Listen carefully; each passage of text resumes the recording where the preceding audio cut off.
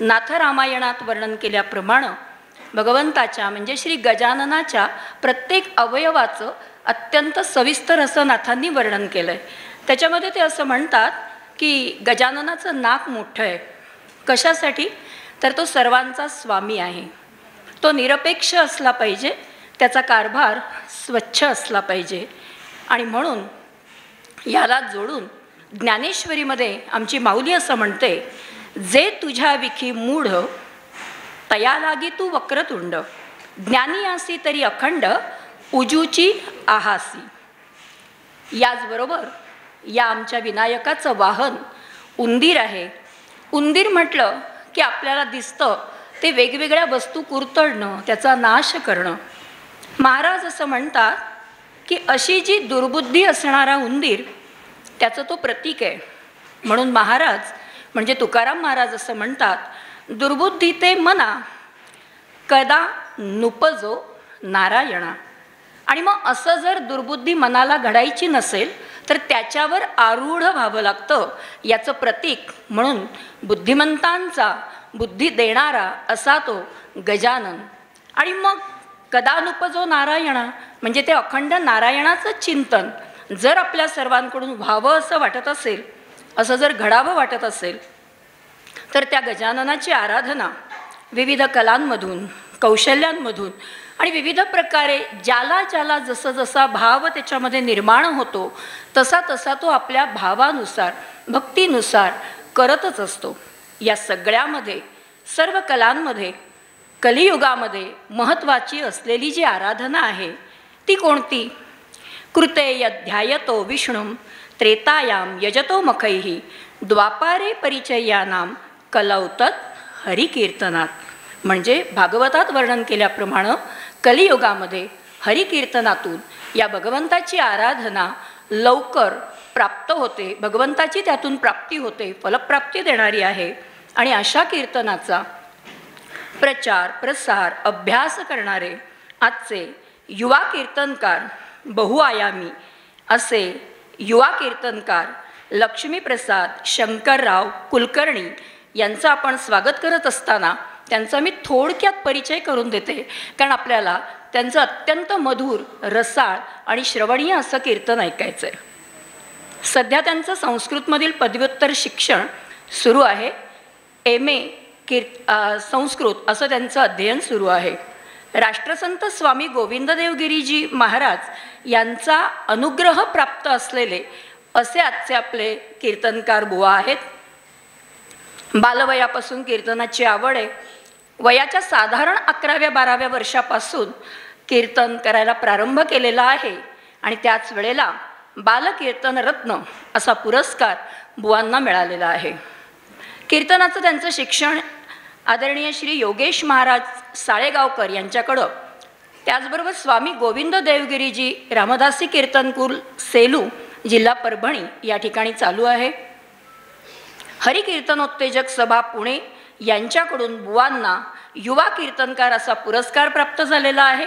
आणि सगळ्यात विशेष म्हणजे नारदीय आणि वारकरी अशा दोन्ही पद्धतीची कीर्तनं बुवा करतात. त्याचबरोबर जसं वक्त्यानं आणि श्रोत्यानं बहुश्रुत असलं पाहिजे, बहुअभ्यासी असलं पाहिजे, सर्व प्रकाराचं वाचन लेखन करता आलं पाहिजे, या सगळ्याला धरून या अनुषंगाने बुवा केवळ कीर्तनकारच नाहीत तर भागवत, रामकथा, प्रवचन, व्याख्यानं असे अनेक ठिकाणी बुवांचे दौरे याच्यासाठी झालेले आहेत.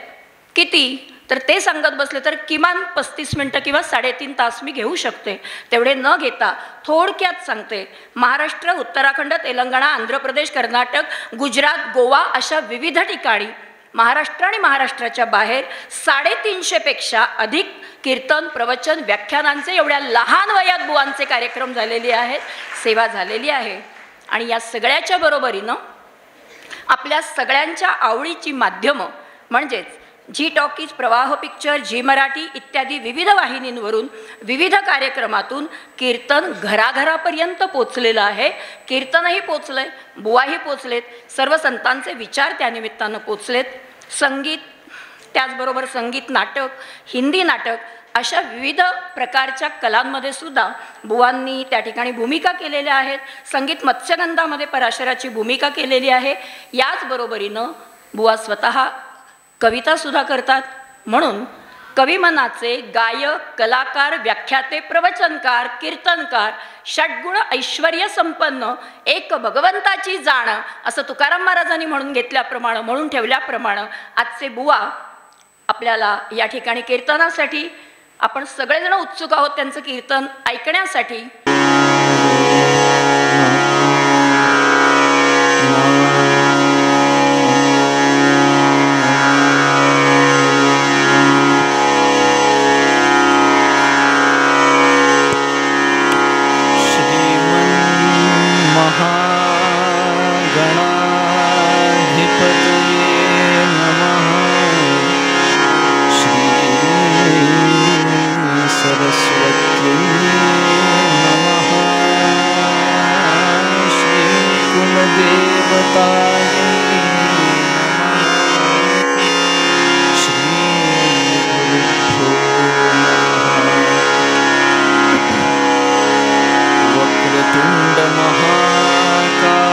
सूर्यकोटि समप्रभ निर्विघ्नं कुरु मे देव सर्वकार्येषु सर्वदा. गुरुर्ब्रह्मा गुरुर्विष्णुर्गुरुर्देवो महेश्वरः गुरुस्साक्षात् परब्रह्म तस्मै श्री गुरवे नमः. मूकं करोति वाचालं पङ्गुं लङ्घयते गिरिं यत्कृपातमहं वन्दे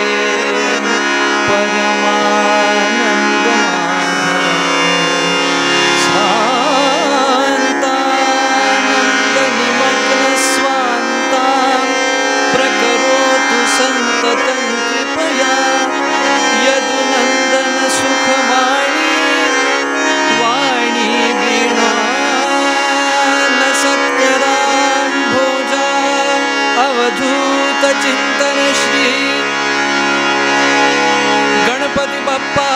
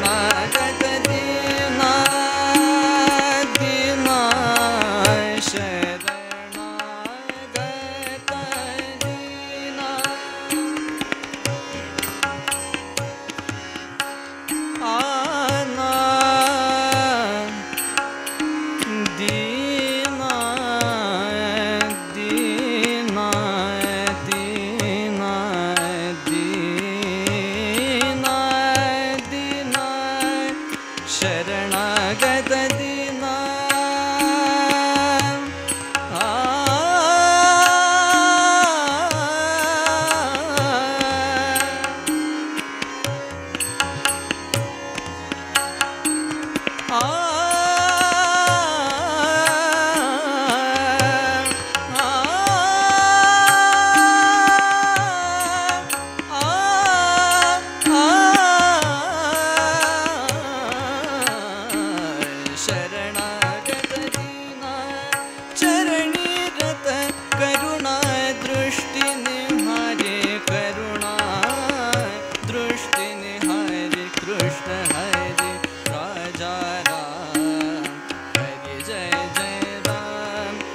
शरणागत दिना चरणी रत करुणा दृष्टि निहारी कृष्ण हरि राजा राम जय जय राम कृष्ण हरि हरि जय जय राम हरि जय जय राम हरि जय जय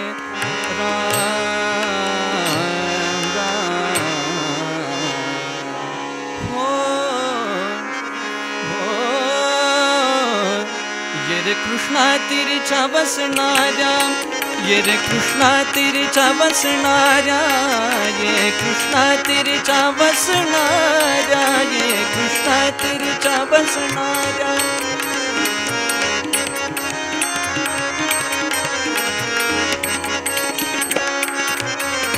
कृष्णा तिरीच्या बसणाऱ्या ये रे कृष्णा तिरीच्या बसणाऱ्या ये कृष्णा तिरीच्या वसणाऱ्या कृष्णा तिरीच्या वसणाऱ्या ये कृष्णा तिरीच्या वसणाऱ्या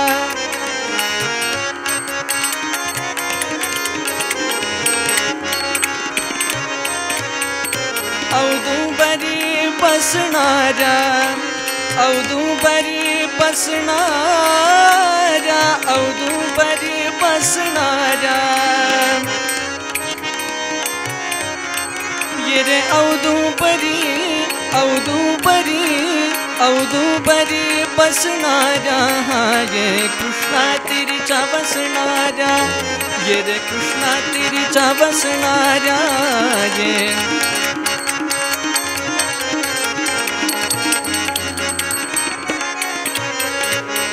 काषायांबर घेणाऱ्या ये काषायांबर घेणाऱ्या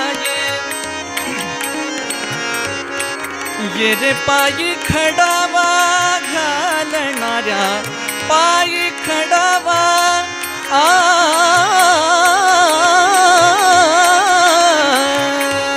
ये रे पायी खडावा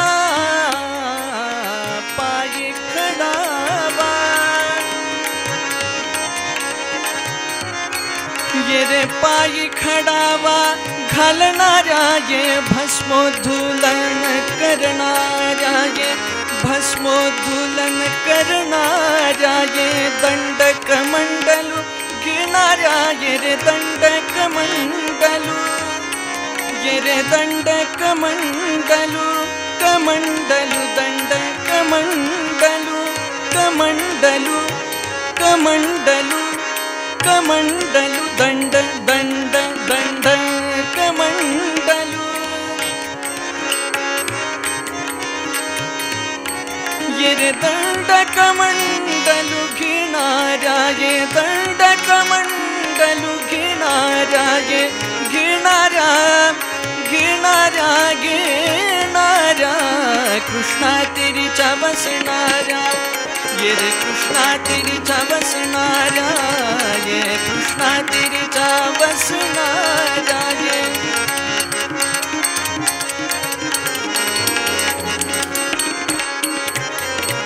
स्वभक्त संगे असणाऱ्या ये स्वभक्त संगे असणाऱ्या ये स्वभक्त संगे असणाऱ्या ये भक्ताभीप्सित करणाऱ्या ये भक्ताभीप्सित ये रे भक्ताभीप्सित भीप्सित करणाऱ्या स्मरता दर्शन देणाऱ्या ये रे स्मरता स्मरता स्मरता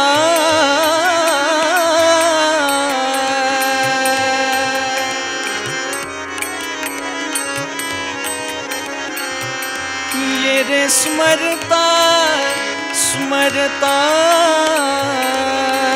स्मरता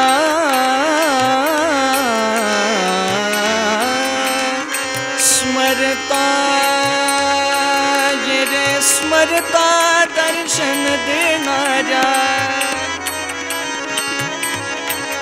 ये रे स्मरता स्मरता स्मरता स्मरता स्मरता स्मरता दर्शन देणाऱ्या ये वासुदेवाच्या कैवाऱ्या वासुदेवाच्या कैवाऱ्या कैवाऱ्या कैवाऱ्या कृष्णा तिरीच्या बसणाऱ्या ये रे कृष्णा तिरीच्या बसणाऱ्या ये कृष्णा तिरीच्या बसणाऱ्या ये रे औदुंबरी बसणाऱ्या ये औदुंबरी बसणाऱ्या ये कृष्णा तिरीच्या बसणाऱ्या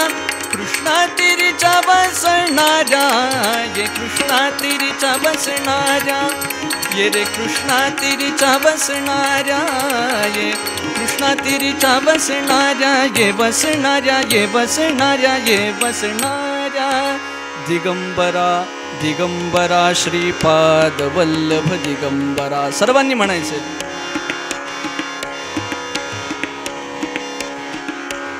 दिगंबरा दिगंबरा श्रीपाद वल्लभ दिगंबरा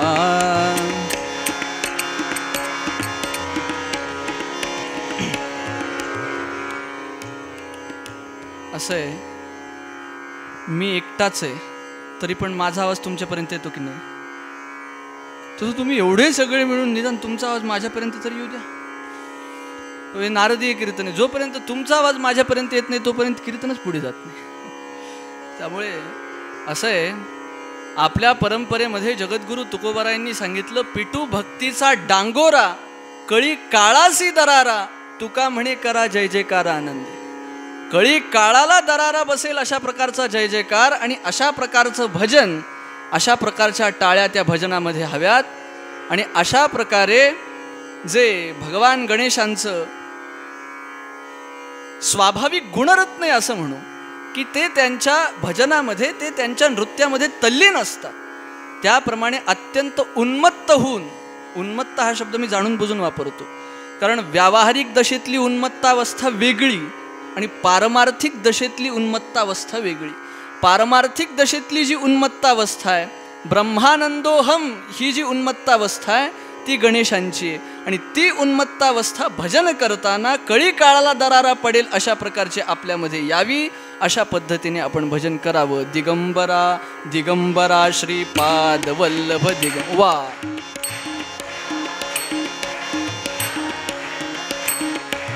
दिगंबरा दिगंबरा श्रीपाद वल्लभ दिगंबरा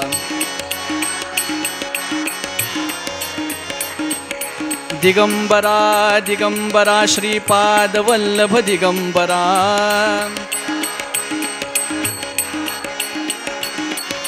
दिगंबरा दिगंबरा श्रीपाद वल्लभ दिगंबरा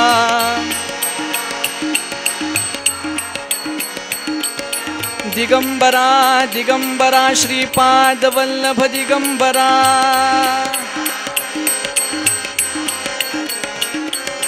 दिगंबरा दिगंबरा श्रीपाद वल्लभ दिगंबरा दिगंबरा दिगंबरा दिगंबरा श्रीपाद वल्लभ दिगंबरा दिगंबरा दिगंबरा श्रीपाद वल्लभ दिगंबरा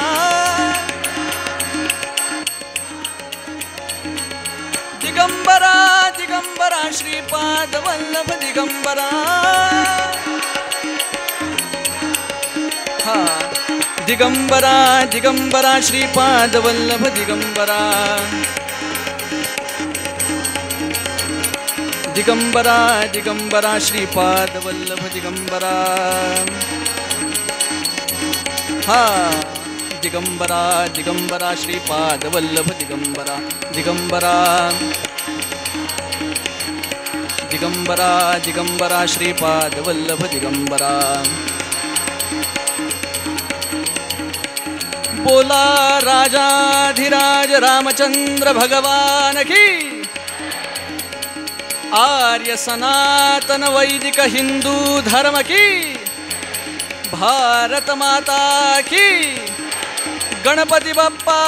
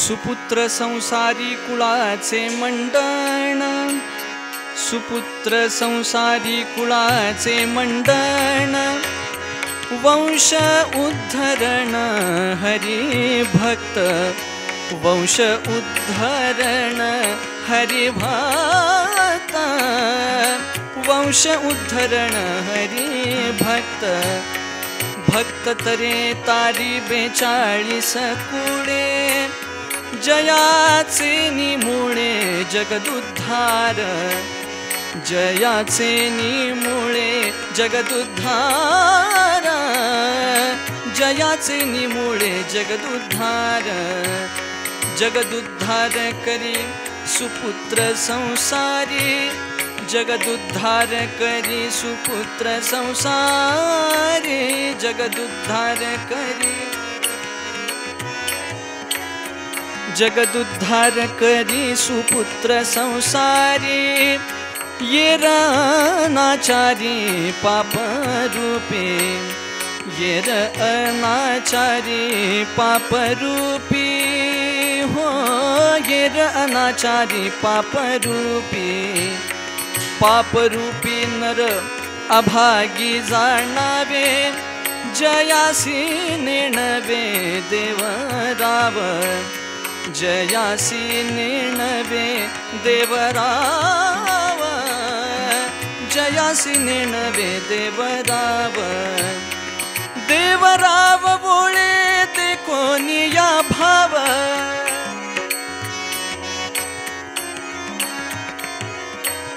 देवराव बोळे ते कोणिया भाव देवराव बोळे देखोनिया भाव दास म्हणे माव कामान ये दास म्हणे माव कामान ये हे दास म्हणे माव कामान ये सुपुत्र संसारी कुळाचे मंडन वंश उद्धरण हरिभक्त वंश उद्धरण हरिभक्त वंश उद्धरण हरिभक्त हरिभक्त हरिभक्त पुंडलीक वरदा हरिविठ्ठल श्री ज्ञानदेव पंढरीनाथ भगवान की, माऊली ज्ञानेश्वर महाराज की, जगद्गुरु तुकाराम महाराज की जय जय रघुवीर.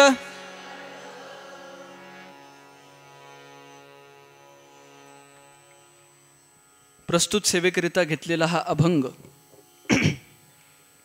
संत श्रेष्ठ, संत शिरोमणी, विरक्त योगी अशा समर्थ रामदास स्वामी महाराजांचा आहे.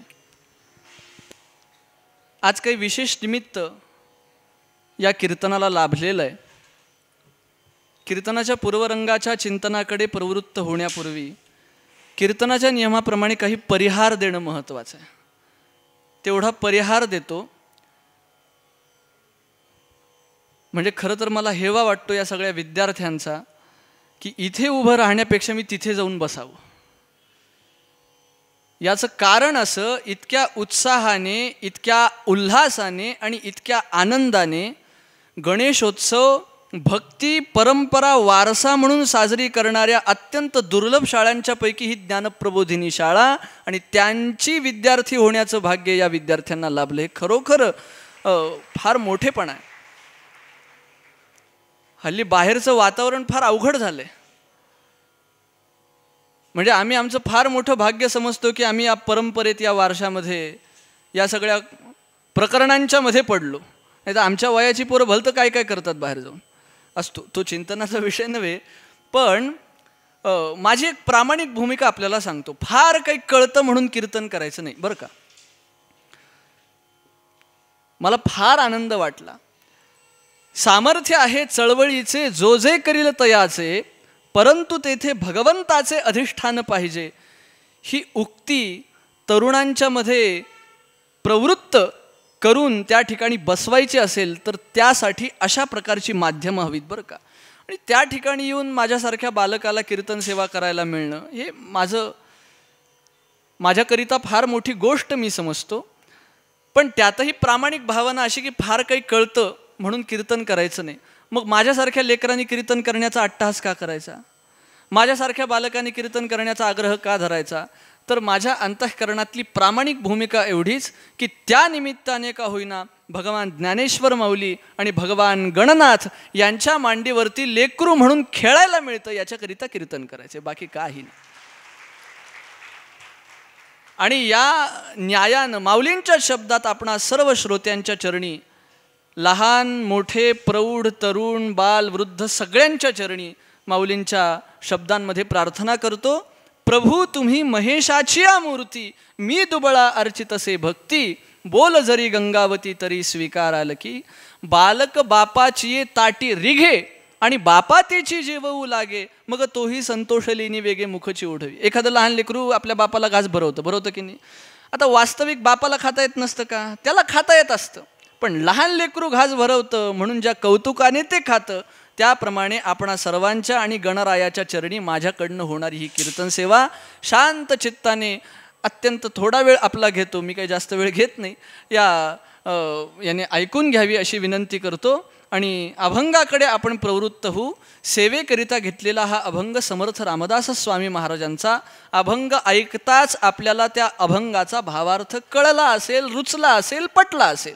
ते म्हणतात, सुपुत्र संसारी कुळाचे मंडण, वंश उद्धरण हरिभक्त, भक्त तरे तारी 42 कुळे, जयाचे निमुळे जगदुद्धार.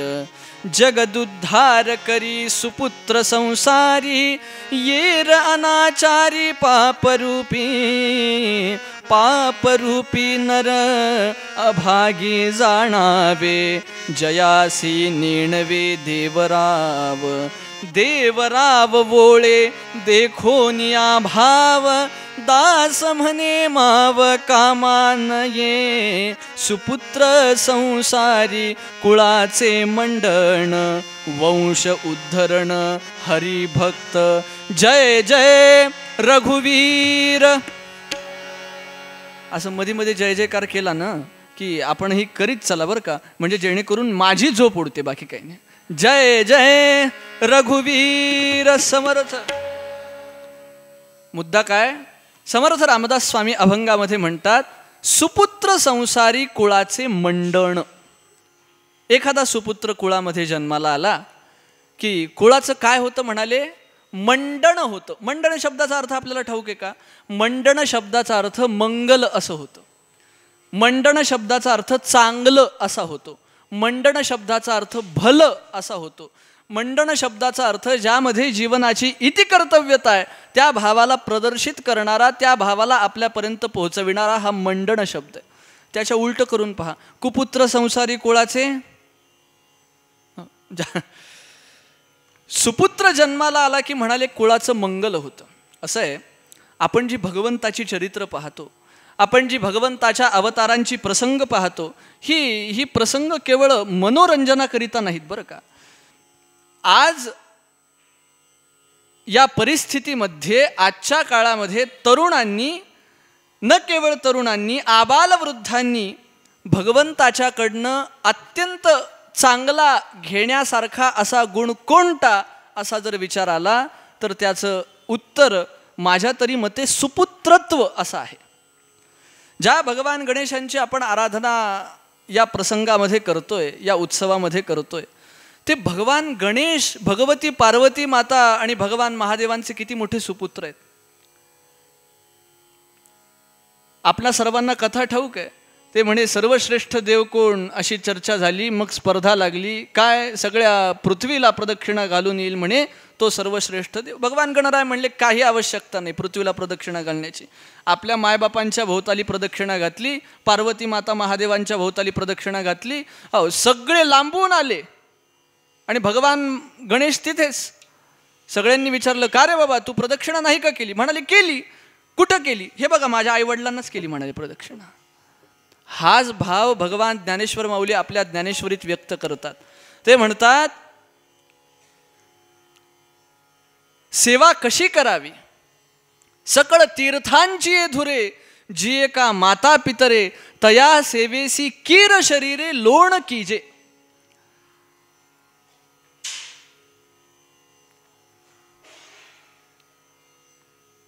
सगळी तीर्थयात्रा केली आणि माता पित्यांची सेवा केली तर त्या तीर्थयात्रेचं फळ त्या ठिकाणी मिळतं. उलट जीवनामध्ये खूप पुरुषार्थ केला, मायबापांची सेवा केली नाही, पुरुषार्थ व्यर्थ आहे.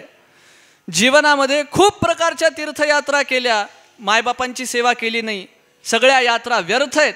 जीवनामध्ये अनेक प्रकारची मोठी मोठी कामं केली आणि मायबापांना विचारलं नाही, ती सर्व कामं व्यर्थ आहेत. आणि या उलट जीवनामध्ये अन्य काही केलं नाही आणि केवळ मातापित्यांच्या चांगल्या इच्छांची पूर्ती केली तर सगळ्या तीर्थयात्रा त्याच्याकडनं घडतात, सगळ्या प्रकारची भक्ती कार्य त्याच्याकडनं घडतात आणि सगळ्या प्रकारचे पुरुषार्थ त्या सुपुत्राकडनं सिद्ध होतात. हा आदर्श सुपुत्रत्वाचा भगवान गणेशांनी आपल्याला घालून दिला.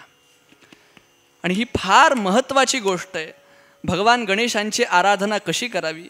मी इथल्या सर्व शिक्षकांशी, अध्यापकांशी बोलत होतो तेव्हा ज्ञानप्रबोधिनीच्या ज्या ज्या काही गोष्टी त्यांनी मला सांगितल्या, ज्ञानप्रबोधिनी कशा प्रकारे काम करीत आहे या सर्व प्रकल्पांच्याबद्दल त्यांनी जेव्हा मला सांगितलं तेव्हा माझ्या अंतःकरणात खात्री पटली की देशाचा तरुण व्हावा तर इथल्या तरुणांच्या सारखा तरुण व्हावा, ज्यांनी चांगले देशभक्त, राष्ट्रभक्त असे आपल्यासारखेच तरुण. मी असं ऐकलं की इथं शिकतात आणि पुन्हा शिकवायला इथंच येतात. आपण जे संस्कार ग्रहण केले ते पुढच्या पिढीपर्यंत जावेत, ते पुढच्या पिढीपर्यंत पोहोचावेत याच्याकरिता तळमळ, याच्याकरिता झटणे. आणि खरं सांगतो, मला सांगा माणसाला जीवनामध्ये काय पाहिजे? एक जाऊ द्या, या व्यासपीठावरून खुलेआम तुम्हाला विचारतो, तुम्हाला काय पाहिजे ते सांगा. मोकळ्या मनाने सांगा, असं कोणी विचारत नाही कुणाला आजकाल. मला सांगा माणसाला जीवनामध्ये काय पाहिजे असतं? आनंद पाहिजे असतो की नाही? सुख पाहिजे असतं की नाही? बरं मला सांगा, ते सुख 1 मिनिटाचं पाहिजे का? 10 मिनिटाचं पाहिजे का? 1 घंट्याचं, 1 दिवसाचं, 1 महिन्याचं, 1 वर्षाचं पाहिजे का? नाही नाही म्हणाले, अखंड सुख पाहिजे, कायमचं सुख पाहिजे. कायमचं सुख हवं असेल तर काय करावं? सोपी आराधना आहे. ज्यांची आराधना आपण करतो, आपल्या जीवनातलं जे चांचल्य, जीवनातली जी थरथर आहे ती ज्या योगे निघून जाते आणि आपलं मस्तक स्थिर होतं, अशा प्रकारची उपासना म्हणजे अथर्व शीर्षाची उपासना आहे, जे आपण सर्व अत्यंत उल्हासाने आनंदाने करतोच आहोत. त्याचा भावसुद्धा मोठा विलक्षण आहे.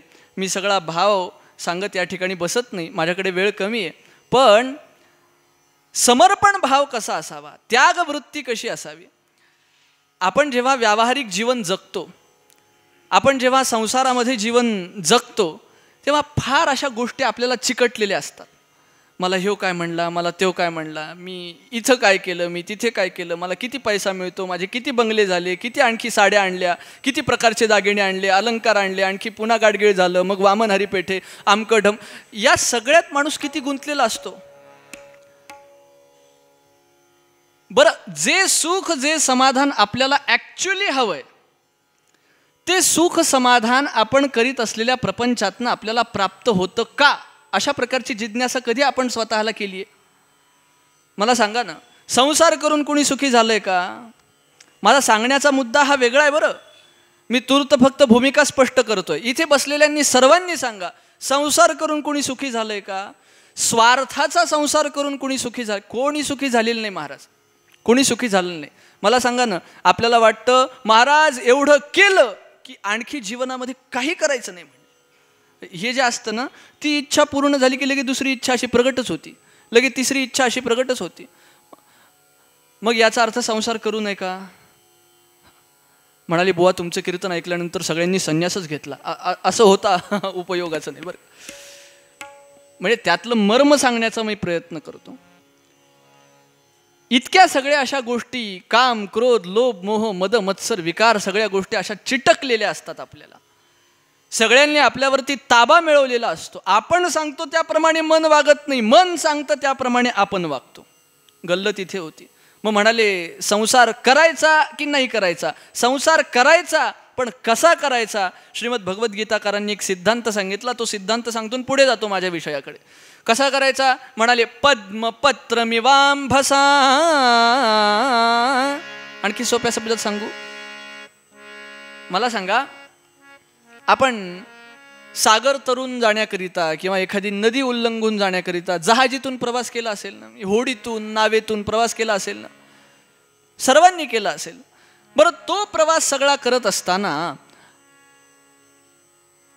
ती जी जहाज असते, ती नाव असते, ती होडी असते, ती त्या पाण्यात असते, बरोबर? अर्थात पाण्यातूनच तिला या तीरावरून त्या तीरावर, या तटावरून त्या तटावर जावं लागतं ना. आता प्रवास करताना ती जहाज, ती नाव पाण्यात असते, पण पाणी त्या जहाजीत असतं का? मग गेलं तर काय होईल? त्याप्रमाणे नाव म्हणून आपण संसारात राहायचं, पाणी म्हणून संसाराला आपल्यात राहू द्यायचं नाही, एवढाच फरक आहे. याला म्हणायचं पद्मपत्र. अलिप्त राहून हा सगळा व्यवहार करणं. आणि याच्याकरिता सर्वात महत्वाची समर्पण बुद्धी, जी समर्पण बुद्धी आपल्याला शिकवतं गणपती अथर्वशीर्ष. त्वमेव केवलम कर्तासी असं म्हटलं की झालं काम. तो परमानंद आहे ना, तो ब्रह्मानंद आहे ना. त्वमेव प्रत्यक्षं तत्वमसी, त्वमेव केवलं कर्ता, त्वमेव केवलं धर्तासी, त्वमेव केवलं हरतासी, त्वमेव सर्वं खल्विदं ब्रह्मासी, त्वं साक्षात आत्मासी नित्यं ऋतं वच्मी सत्यं वच्मी. त्या ब्रह्मानंदापर्यंत जर आपल्याला जायचं असेल, त्या ठिकाणी जर पोहोचायचं असेल, तर त्याच्या ठिकाणी समर्पित भाव असणं महत्त्वाचं आहे की नाही? म्हणाले त्वमेव केवलम कर्तासी असं कसं म्हणता येईल? म्हणे कीर्तन मी केलं मग गणपती बाप्पांनी केलं असं कसं म्हणता येईल? प्रॉब्लेम आहे की नाही? तबला पेटी मी वाजवली, गणपती बाप्पांनी वाजवली असं कसं म्हणता येईल? असा साधारण प्रश्न आपल्याला पडू शकतो. त्याला एक उदाहरण देतात. ते शाळेमध्ये आपण मॅग्नेट खेळत असतो. दोन विरुद्ध पोल एकत्र आले की ते चिकटतात म्हणे, आणि एकच पोल, एकच ध्रुव एका बाजूने आले की ते लांब सरकतात. हे तसं आहे. त्वमेव केवलम कर्तासी म्हणजे काय झालं? देवा, मी फक्त निमित्त सगळं तू करतोस, त्याच्या उलट काय? मी काहीच करत नाही. करतो हा एक ध्रुव आणि नाही करत हा एक ध्रुव. विरुद्ध ध्रुव जेव्हा एकत्र येतील तेव्हा भगवान गणेशांच्या चरणी आपण समर्पित होऊ, हा त्याच्या मागचा भाव. असे अनेक भाव आपल्याला काढता येतील. पण हे कशाकरिता? हे कशाकरिता म्हणायचं, कशाकरिता याचा वारंवार उच्चार करायचा, त्या निमित्ताने भगवान गणेशांचं सुपुत्रत्व आपल्या अंतःकरणामध्ये स्थिर व्हावं. हा अभंग मुळी फार विलक्षण आहे आणि फार गहन चिंतन करण्यासारखं आहे. अगदी सामान्यापासून ते ब्रह्मानंदापर्यंत पोहोचविणारा हा अभंग. काय म्हणाले? सुपुत्र संसारी कुळाचे मंडण. अशा प्रकारचे सुपुत्र कुळामध्ये अवताराला आले की कुळाचं मंगल होतं. पण सगळ्यात महत्त्वाची गोष्ट, सुपुत्र सुपुत्र सुपुत्र म्हणताना आजकाल एक गोष्ट फार ठासून आणि शुद्ध मराठीत सांगायचं झालं तर अंडरलाईन करून सांगावी लागते. सुपुत्र जर चांगले जन्माला यायचे असतील तर आधी मायबाप चांगले पाहिजेत. फक्त सुशिक्षित होऊन समाजाचं भलं होत नाही. समाजाने सुसंस्कृत व्हावं तर समाजाचं भलं आहे. आपलं लेकरू, आपलं पोरग, आपली पोरगी चांगली व्हावी, समाजाची त्याने काहीतरी सेवा करावी, स्वतःचं हित परहित साधण्याच्या गोष्टींचं चिंतन, त्याचा अभ्यास, त्याचं मनन निदिध्यासन त्यांनी निरंतर करावं, ही पहिली इच्छा आपल्या आईवडिलांच्या अंतःकरणात हवी. तेव्हा कुठे त्या बाळामध्ये त्या इच्छा प्रगट होतील. आणि याकरिता आपली एवढी मोठी विस्तृत शिक्षण पद्धती आहे. तुम्हाला सांगतो, आपलं शिक्षण फक्त काय मॅथ्स, बायोलॉजी, हिस्ट्री, केमिस्ट्री वगैरे या सगळ्यांपुरतं मर्यादित नाही आहे. हे ते आहे सगळं मान्य आहे. पण आपलं शिक्षण खरं पुस्तकातलं किंवा पुस्तकापासून चालू होत नाही. त्या बाळाची सगळ्यात पहिली गुरु असते ती आई. आणि ती जेव्हा आपल्याला लेकराला शिक्षण देते, जन्माला आल्यानंतरचं शिक्षण तर वेगळं महाराज. उदरात असल्यापासनं शिक्षण देते. याला आपल्याकडे नीती शिक्षण म्हटलं, गर्भसंस्कार म्हटलं. जेव्हा ते लेकरू आपल्या आईच्या उदरात असतं तेव्हा तिने महाभारत वाचावं, रामायण वाचावं, तेव्हा राम अवताराला येईल, कृष्ण अवतार येईल. पिक्चर बघायला गेली तर हाणामारी करणारं पोरग जन्माला येईल. प्रभू रामचंद्र अवताराला यावेत म्हणून दशरथ महाराजांनी पुत्रकामेष्टी यज्ञ केला की नाही, उपासना केली की नाही. भगवान कृष्ण अवताराला यावेत म्हणून यशोदा मातेने मागच्या जन्मी प्रदोष व्रताचं आचरण केलं, उपासना केली की नाही. अहो एवढंच काय, भगवान गणेश अवताराला यावेत म्हणून पार्वती मातेला सुद्धा भगवंताची भक्ती करायला लागली. पार्वती मातेने सुद्धा विनायकांचं आवाहन केले. तेव्हा कुठे त्या उपासनेच्या बळावर भगवती पार्वती मातेच्या उदरी विनायकांचा अवतार झालाय. समर्थ अवताराला यावेत सूर्याजी पंतांनी उपासना केली. ज्ञानोबाराय अवताराला यावेत विठ्ठल पंतांची उपासना पिढ्यानं पिढ्या चालू. रावण किंवा कंस जन्माला यावं म्हणून त्यांच्या बापाने साधा सत्यनारायण तरी केला होता का? मुद्दा आहे ना, आपला समाज कुठे चुकतो, आपण कुठे आहोत याचं भानच आपल्याला नाहीये.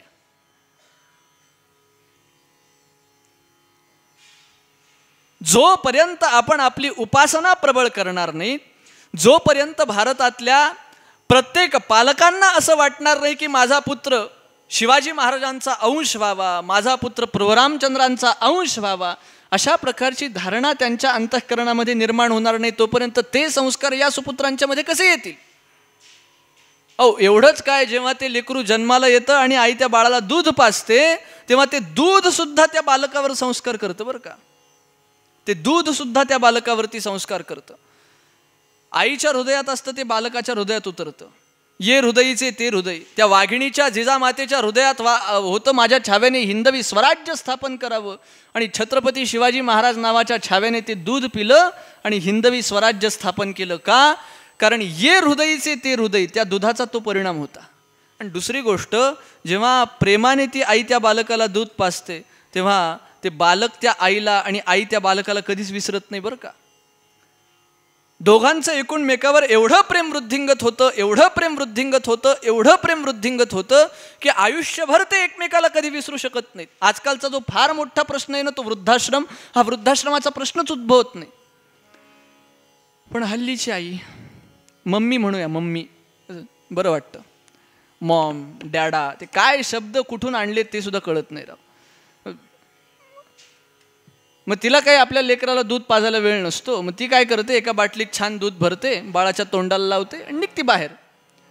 आता काय कामधामं असते. ते लेकरू आहे, त्याला काय कळतं, पाळण्यातलं लेकरू, त्याला काही कळत नाही. ते छानपैकी, त्याला तहान लागलेली असते बिचारायला, ते छानपैकी त्या बाटलीला धरतं आणि त्याला वाटतं आता हीच माझी आई आहे. आणि म्हणून ते त्या बाटलीवर एवढं प्रेम करतं,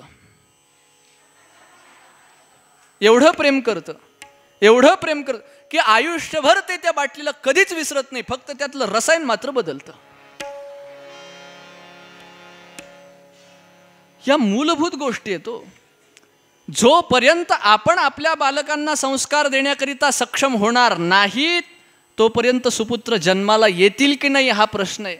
आणि जोपर्यंत आपल्या देशामध्ये सुपुत्रांचं अवतरण होणार नाही तोपर्यंत राष्ट्र उत्थान होईल की नाही हा प्रश्न आहे.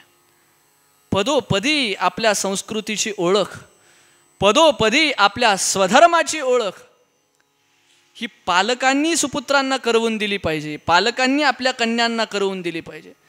तेव्हा कुठे राणी लक्ष्मीबाई, तेव्हा कुठे अहिल्याबाई होळकरांच्या सारखे वीर माता, वीर पुरुष अवताराला येतात बरं का. सुपुत्र संसारी कुळाचे मंडण, वंश उद्धरण हरिभक्त, समस्त वंशांचा उद्धार करणारा. आणि मुख्य गोष्ट म्हणजे केवळ लौकिक शिक्षण घेतो त्याला पुत्र म्हणत नाहीत, केवळ नोकरी करतो पोट पाण्याचं भागवतो त्याला पुत्र म्हणत नाहीत. एक फार महत्त्वाचा शब्द समर्थांनी इथे वापरला, हरिभक्त. जोपर्यंत आपल्या हृदयामध्ये हरिभक्तीचा उदय होत नाही तोपर्यंत त्याला सुपुत्र म्हणता येत नाही. म्हणून आपल्या कर्तव्यांना भगवंताच्या अधिष्ठानाची जोड.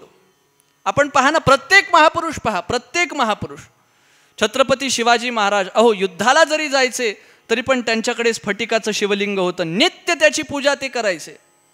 महाराणा प्रताप एकलिंगजींची उपासना करायचे. पुण्यश्लोक अहिल्याबाई होळकरांचं तर काय वर्णन करावं. हे आज आपण गणेशोत्सव एवढ्या दिमाखात आनंदात साजरा करत आहोत याचं कारणच पुण्यश्लोक अहिल्याबाई होळकरांनी केलेली तपश्चर्या आहे. एकदा संदर्भ आठवला म्हणून सांगतो. आपल्या कार्याला धर्माचं अधिष्ठान कसं द्यायचं, म्हणजे सुपुत्र किंवा सुकन्या असून हरिभक्ती कशी करायची याचं आदर्श उदाहरण. एका विप्राला त्यांनी भगवद्गीतेचं पारायण करायला घरी बोलवलं असं म्हणतात. एक फार छान कथा आहे त्यांच्याबद्दलची. आणि त्याने आपलं पारायण चालू केलं भगवद्गीतेचं. ओम श्री परमात्मने नमः.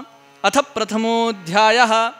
संजय उवाच धर्मक्षेत्रे कुरुक्षेत्रे. बस बस बस बस थांबा म्हणलं. पहिला श्लोक सुद्धा वाचून झाला नव्हता. म्हणजे थांबा, भगवद्गीता वाचायला मी आपल्याला बोलवलं, ज्याकरिता आपल्याला वाचायला मी बोलवलं तो उद्देश माझा साध्य झाला. आता पुढची गीता नाही वाचली तरी चालेल. असं काय झालं, एवढे जण संस्कृताचे पंडित पण त्यांना काही, आता स्वतः पुण्यश्लोक अहिल्याबाई होळकर बोलतायत म्हणजे काही ना काहीतरी त्यात तथ्य.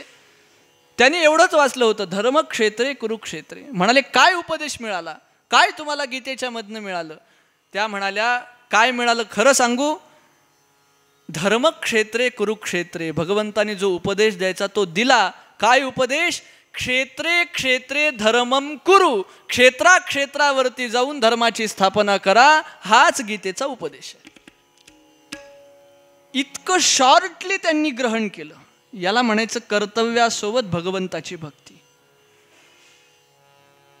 अशा प्रकारच्या तेजाची आपल्याला गरज आहे, अशा प्रकारच्या विचारांची आपल्याला गरज आहे. तेव्हा कुठे वंशाचा उद्धार होईल. आणि मग वंशाचा उद्धार झाल्यानंतर भक्त तरे तारी 42 कुळे. स्वतः तरतो तरे आणि मग तारतो. किती कुळे, 42 कुळे.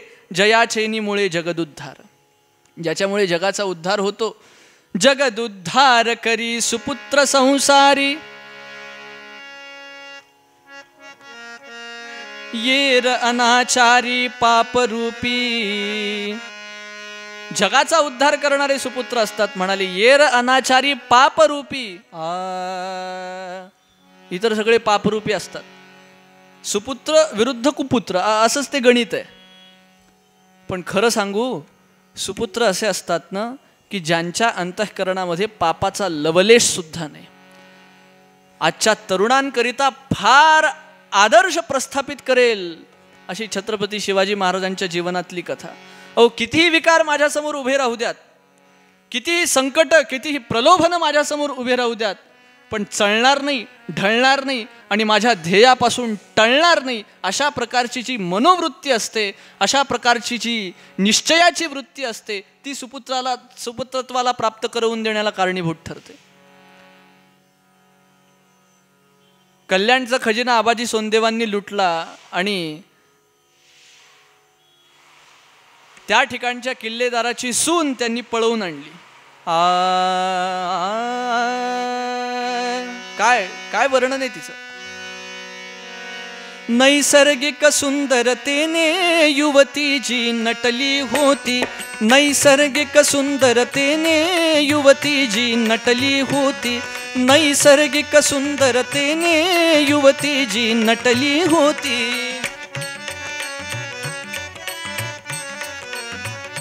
काय तिचं लावण्य वर्णन करावं.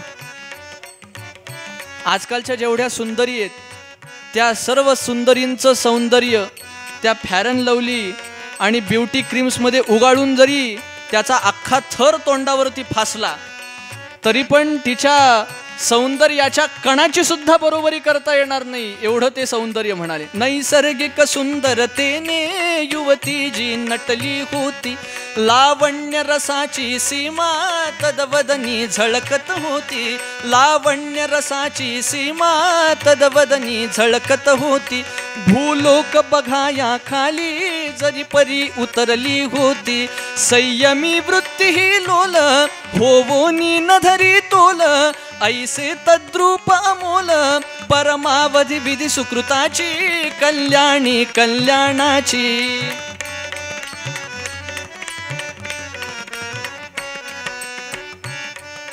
दरबारामध्ये तिला उभा केल्या गेलं शिवाजी महाराजांना समर्पित म्हणून. मोठमोठे राव उमराव सुभेदार जमलेले. आता शिवबा काय उत्तर देणार. पडद्याच्या आड जिजामाता बसलेल्या आहेत, सतत भगवती जगदंबेला प्रार्थना करतायत, आई आत्तापर्यंत मी माझ्या बालकाला चांगलीच शिक्षा देत आले, चांगलंच शिक्षण देत आले, आता सद्बुद्धी घालण्याचं काम तुझं बरं का. माझ्या बाळाने योग्य उत्तर द्यावं. सतत सतत हृदयामध्ये प्रार्थना चालू आहे. राव उमराव सुभेदार जमलेले कानांच्या मध्ये प्राण आणून वाट बघतायत की शिवबा काय उत्तर देत आहेत, काय उत्तर देत आहेत, काय उत्तर देत आहेत.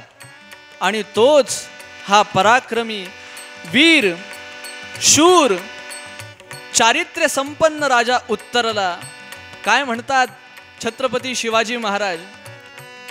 गोद्विज जन पालक वदला श्रवणीय मंगलावाणी, गोद्विज जन पालक वदला श्रवणीय मंगलावाणी, जरी अशीच असती अमुची सुंदरा जिजाई जननी, जरी अशीच असती अमुची सुंदरा जिजाई जननी, रूपवान गणिलो असतो आम्ही ही लोकवचांनी, रूपवान गणिलो असतो आम्ही ही लोकवचांनी. अरे परस्त्री माते समान हिची साडी चोळी भरून हिचा सन्मान करा आणि हिला परत आपल्या पतीच्या सदनी पाठवा.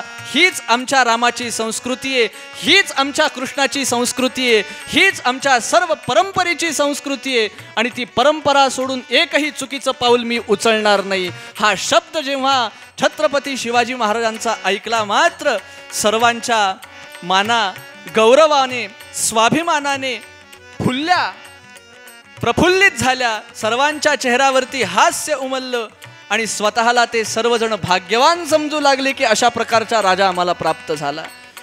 करवुनी वस्त्राभरणी पाठवा पतीच्या सदनी, ही शिवभूपाची वाणी ऐके निज कल्याणाची, कल्याणी कल्याणाची, ऐके निज कल्याणाची, कल्याणी कल्याणाची, ऐके निज कल्याणाची, कल्याणी कल्याणाची, कल्याणी कल्याणाची, कल्याणी कल्याणाची.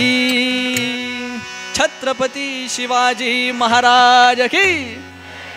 किती जरी प्रलोभन माझ्या समोर आली तरी पण पाप करण्याची ज्यांची प्रवृत्ती होतच नाही त्यांना म्हणायचं सुपुत्र.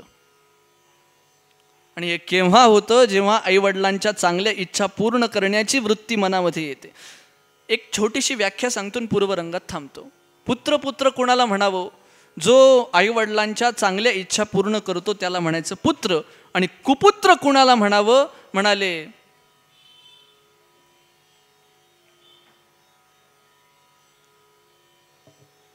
जगद्गुरु तुकोबारायांनी फार सुंदर व्याख्या केली. कुपुत्र म्हणजे काय?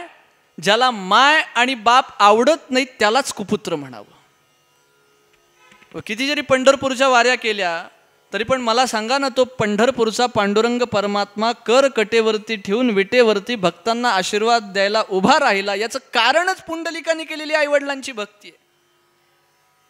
पण त्याकरिता परंपरा तशी हवी. आईवडिलांचे विचार शुद्ध हवेत तर पुत्रांचे विचार शुद्ध होतील.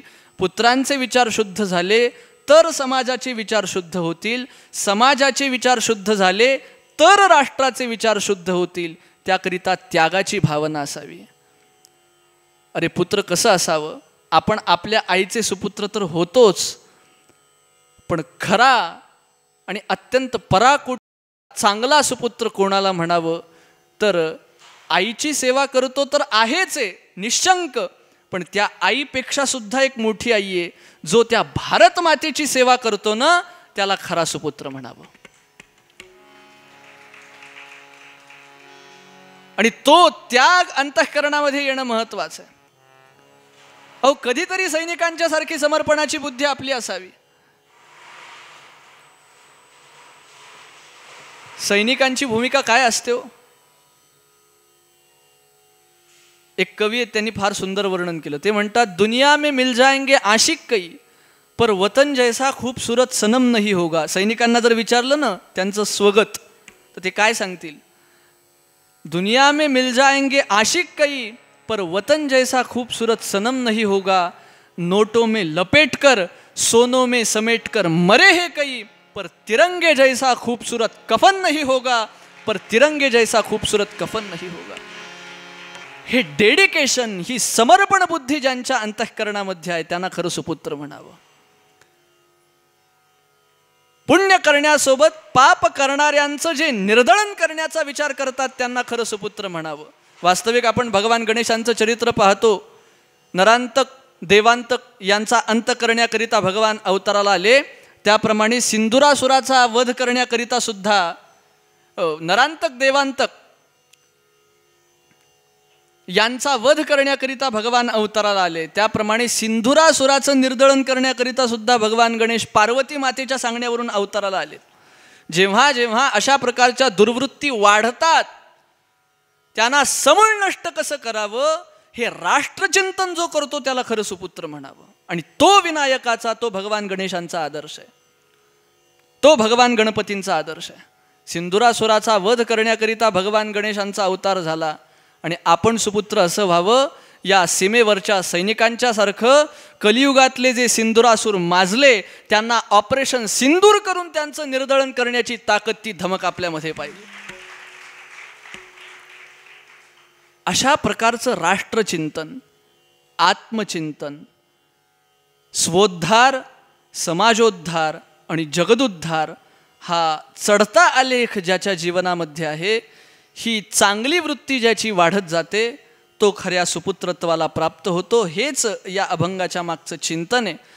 काल परिस्थिती अनुरूप जो विचार करून सर्व समाजाचं देणं लागतो मी, अशा प्रकारचा विचार करून परसेवा परोपकार करतो तो सुपुत्र. आता पूर्वरंगामध्ये इथेच थांबतो. अन्य जे ते म्हणाले, पापरूपी नर अभागी जाणावे, जयासी नेणवे देवराव, देवराव बोळे देखो निया भाव, भाव पाहून देव भेटतो.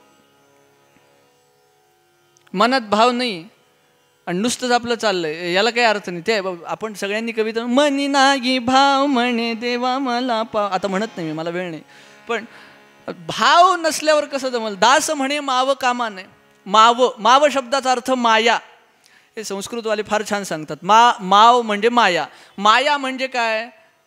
या मा सा माया, जी नाही जे म्हणाले ती माया, जिच्यात फसण्यात काही अर्थ नाही, निष्पन्न फारसं होत नाही.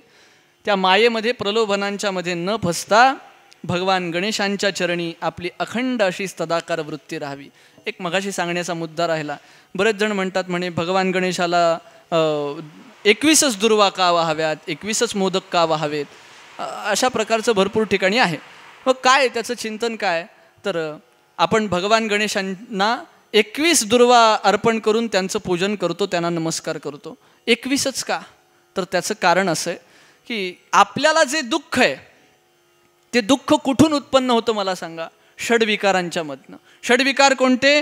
काम, क्रोध, लोभ, मोह, मद, मत्सर. ते षड्विकार कुठून उत्पन्न होतात? प्रपंचातून. प्रपंच म्हणजे काय? पंचमहाभूत, पंचतन्मात्रा, पंचप्राण, पंच ज्ञानेंद्रिय आणि पंचकर्मेंद्रिय, या पाचांचे जे 5 आहेत त्या 5 मिळून प्रपंच म्हणतात. प्रपंचातनं उत्पन्न त्याच्या पाठीमागे कोण आहे? ते कशापासून होतात? सत्व, रजतम. किती झाली मोजा?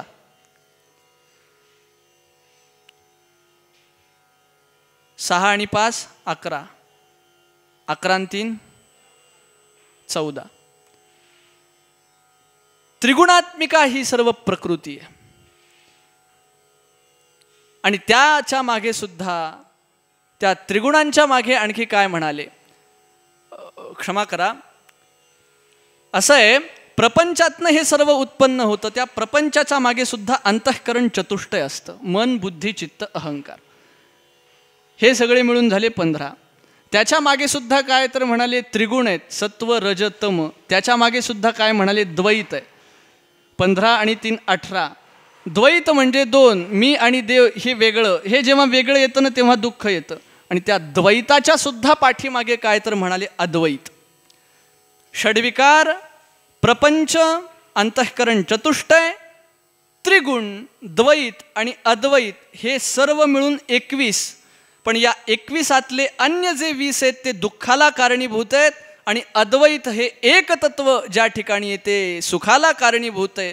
जेव्हा हे 20च्या 20 आपण अद्वैतासोबत युक्त करून, संयुक्त करून, आनंदाच्या सोबत जोडून आपलं सर्वस्व 21 दुर्वांच्या रूपाने गणेशांच्या चरणी अर्पण करतो, तेव्हा खऱ्या अर्थाने भगवान गणेशांच्या सोबत आपलं मिलन होतं. याच्याकरिता 21 दुर्वा, 21 मोदक, अशा प्रकारचं ते चिंतन आहे.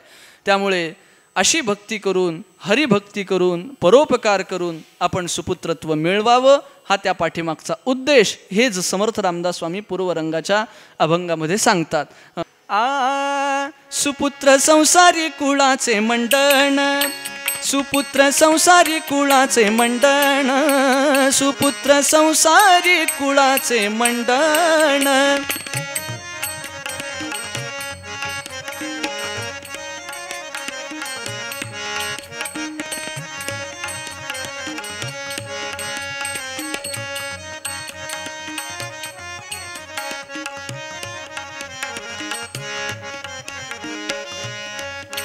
सुपुत्र संसारी कुळाचे मंडण, वंश उद्धरण,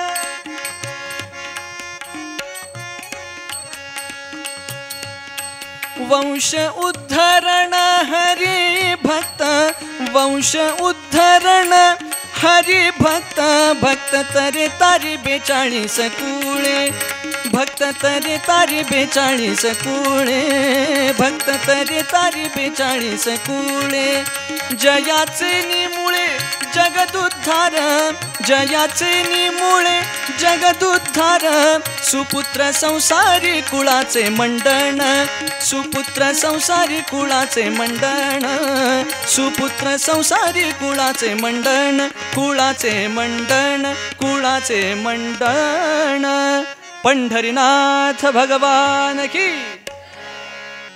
रघुपती राघव राजा राम, पतित पावन सीताराम. सर्वांनी टाळी वाजवून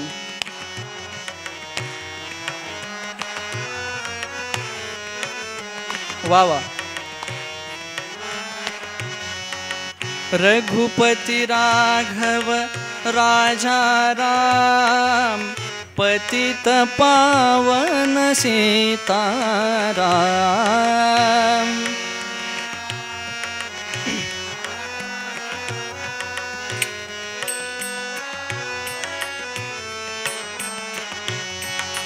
रघुपति राघव राजा राम पतित पावन सीताराम।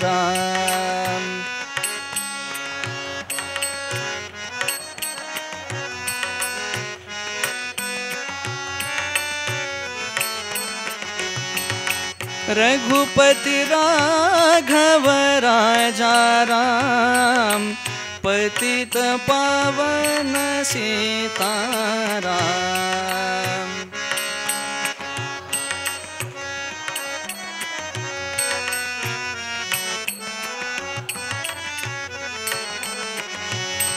रघुपति राघव राजा राम पतित पावन सीताराम।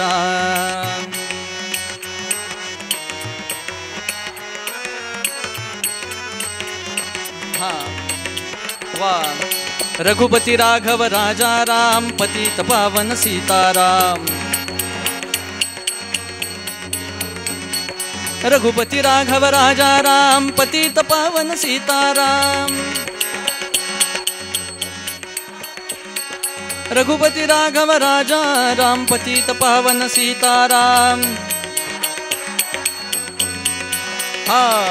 रघुपति राघव राजा राम पतित पावन सीताराम। पार्वतीच्या नंदना मोरया गजानना बा गजानना। पार्वतीच्या नंदना मोरया गजानना बा गजानना। पार्वतीच्या नंदना मोरया गजानना बा गजानना। पार्वतीच्या नंदना मोरया गजानना बा गजानना। पार्वतीच्या नंदना मोरया गजानना बा गजानना। पार्वतीच्या नंदना मोरया गजानना बा गजानना। मंगलमूर्ती परवशतेची रात्र भारती ना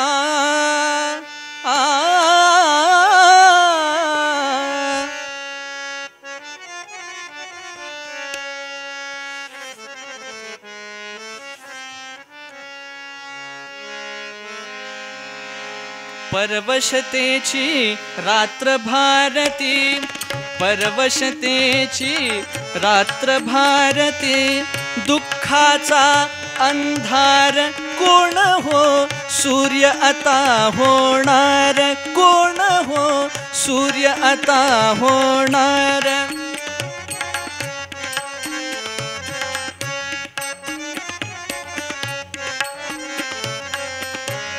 भारतामध्ये परवशतेची रात्र आहे। सर्व चिंताग्रस्त आहेत। अंधार झालेला सूर्य कोण होणार अशी चिंता आहे। परवशतेची रात्र भारती। परवशतेची रात्र भारती दुःखाचा अंधार कोण हो सूर्य आता होणार। कोण हो सूर्य आता होणार।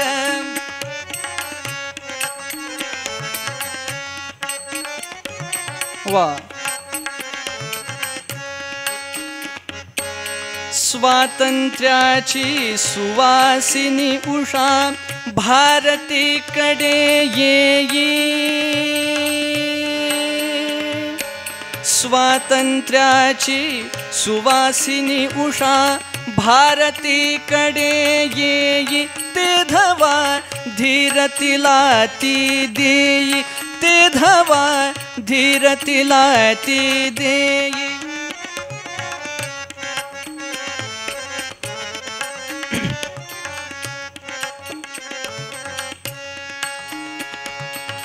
केला भारत भालन भीतिये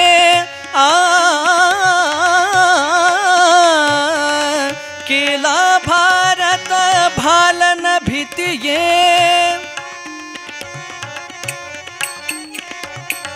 केला भारत भालन भीतिये। केला भारत भालन भीतिये।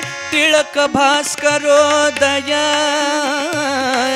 टिळक भास्करोदय तो बळवंत टिळक हा होय, तो बळवंत टिळक हा होय, तो बळवंत टिळक हा होय.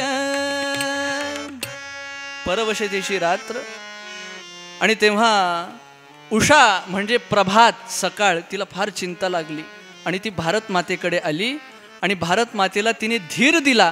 कसा धीर दिला म्हणाले, भारत मातेच्या कपाळरूपी भाळरूपी आकाशामध्ये सूर्योदय रूपी टिळक केला. आणि तो टिळक कोणता तर म्हणाले लोकमान्य बाळ गंगाधर टिळक.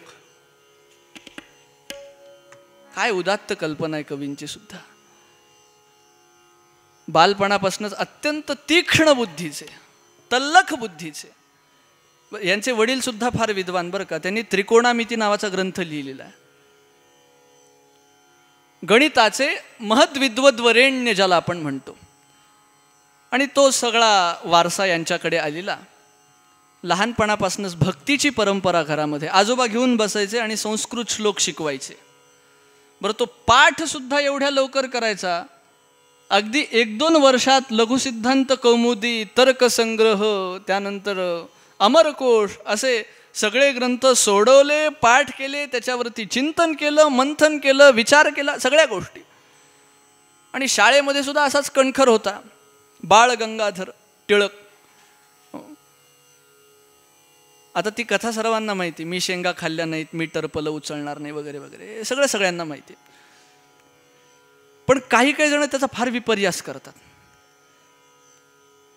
अर्थात त्याने ते स्वाभिमानाने सांगितलं. म्हणाले शेंगा कोणी खाल्ल्या तर मी चाडी करणार नाही, असं सुद्धा सांगितलं बाळ टिळकाने. पण या गोष्टीचा अर्थ कसा घ्यायचा याचा सुद्धा एक विवेक पाहिजे. नाहीतर नाही त्या गोष्टींचा नाही तो अर्थ लोक घ्यायला कमी करत नाहीत.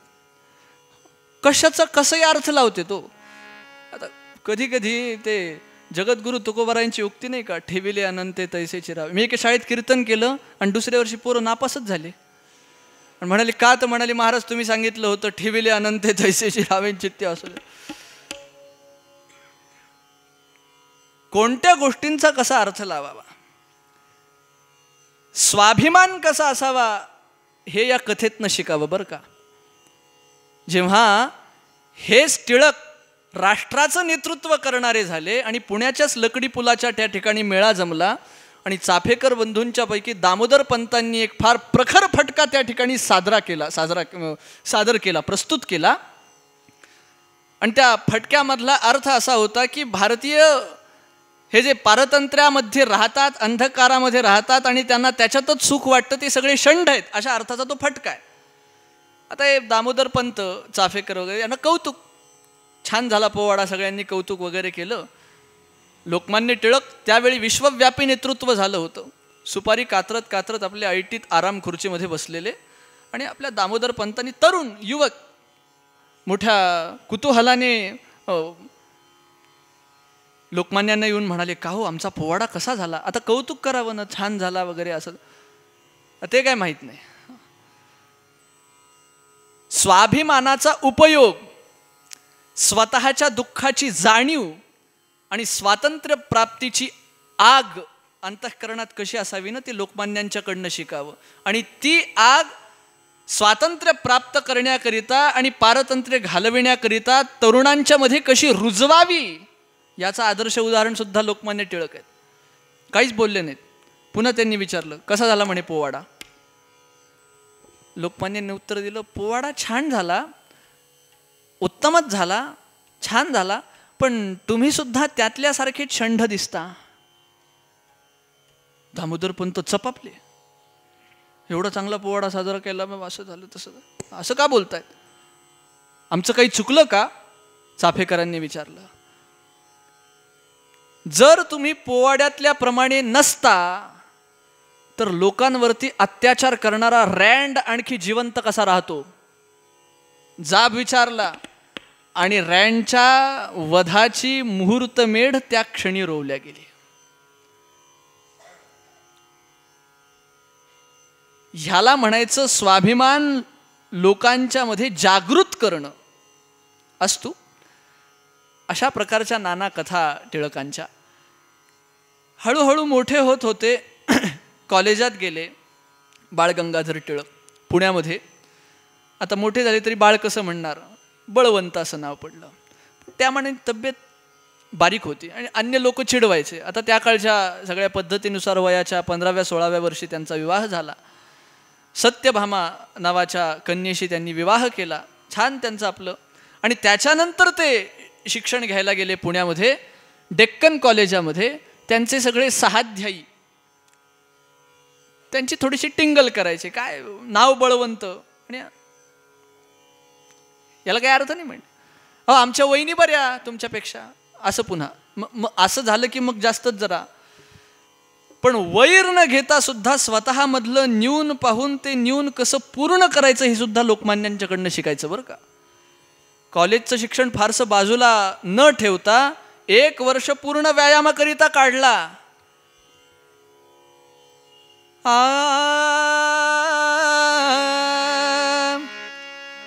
त्यांनी मनाला विचारलं, अरे आपणच जर दुर्बल राहिलो तर भारत मातेला सबल कसे करणार. मनास पुसिले दुर्बल असता,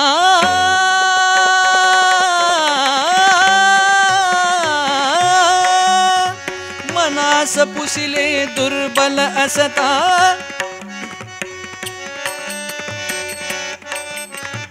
मनास पुसिले दुर्बल असता स्वाधीन कैसे होवू. मनास पुसिले दुर्बल असता स्वाधीन कैसे होवू. मनास पुसिले दुर्बल असता स्वाधीन कैसे होवू.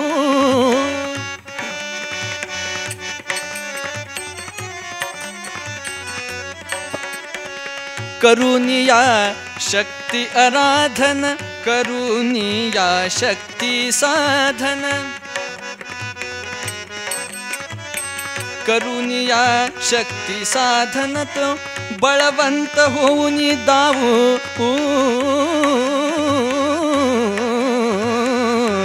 सुबळे स्वराज्य ते मिळवू, सुबळे स्वराज्य ते मिळवू, सुबळे स्वराज्य ते मिळवू.